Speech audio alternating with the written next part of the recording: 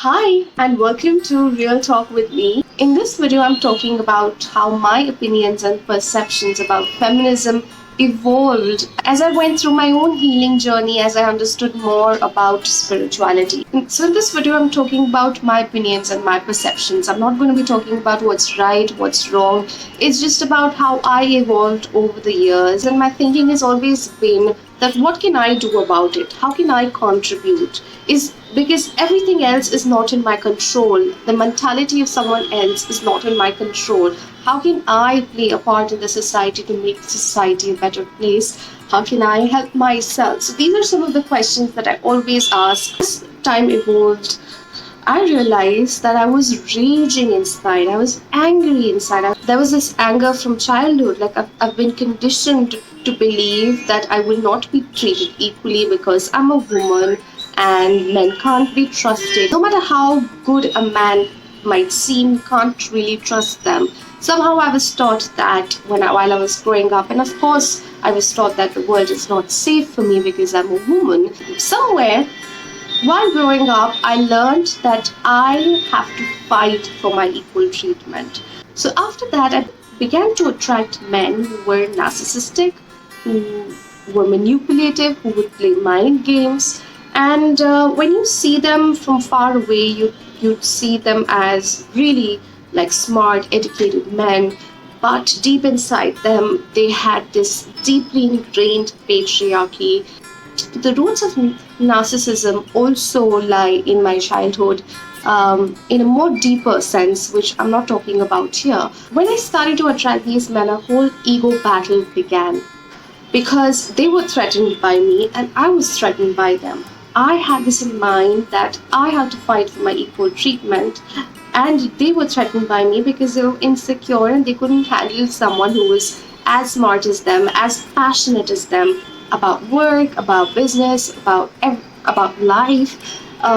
So of course they were threatened, and so was I. They were insecure, and so was I. And they all ticked off on my beliefs that I had from childhood, which is men can't be trusted, men are manipulated. No matter how good they seem, they're dogs. So as I started attracting these men around who would play with your mind like anything, who would manipulate you like anything, I realized that I have to fight. So I started to fight at every little thing, be it if someone's offered to carry my luggage, I would just fight because I would just be like, why do you want to carry my luggage? Why do you want to help me? I can do it by myself, right? I'm not weak.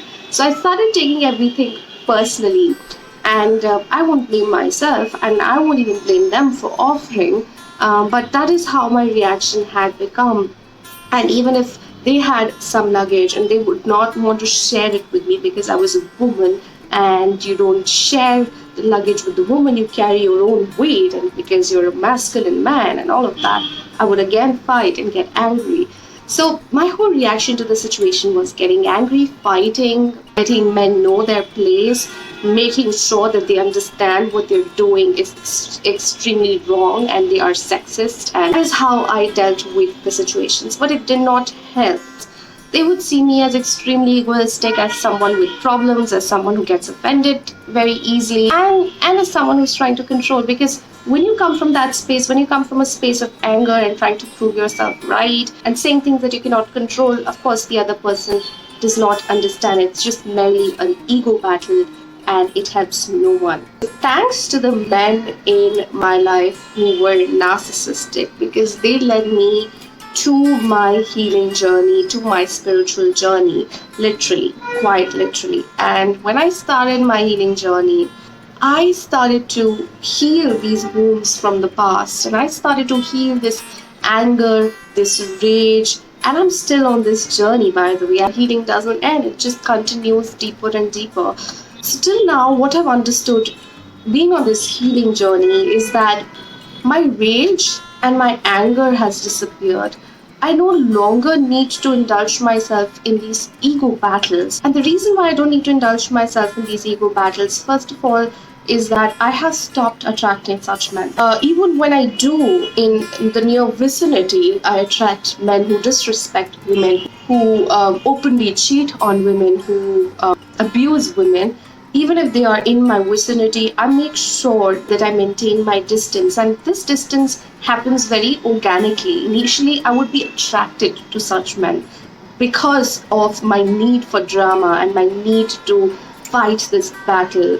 But now, I don't need it. So even if they are anywhere near, I just don't participate in the conversations with them. I don't feel the need to participate. I don't feel the need to create a drama. I don't feel the need to prove my point. And the reason why I don't feel the need is because I'm already doing so by working on my own healing. When I heal my own wounds, when I heal my own anger and rage, and let me tell you that this anger and rage has been suppressed for lifetimes and lifetimes, for centuries.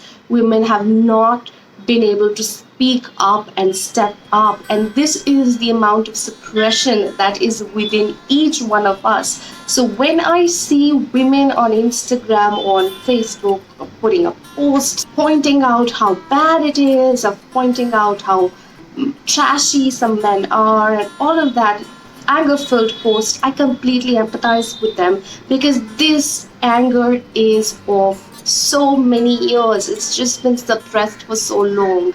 And I would do the same a few years ago. I would do express my anger and get really triggered and agitated and wanting to fight the battle.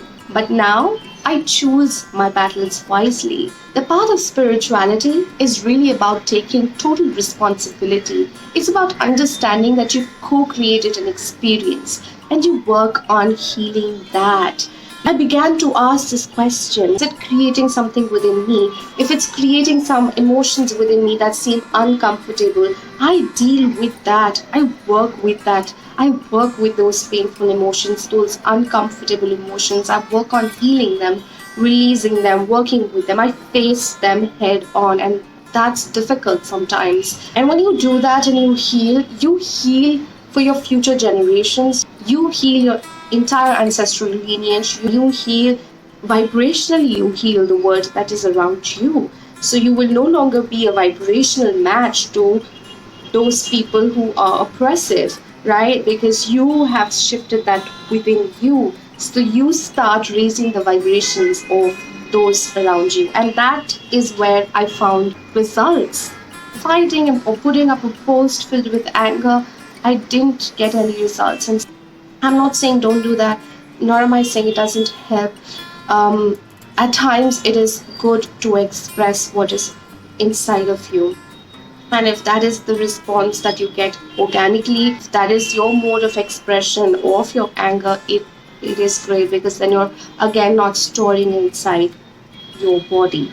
And that's what matters. You don't need to store it within you because then it'll be passed on to the future generations. So my whole point is that my need to do that went away, and I started to look inwards instead and ask questions instead to myself, really heal those patterns within me.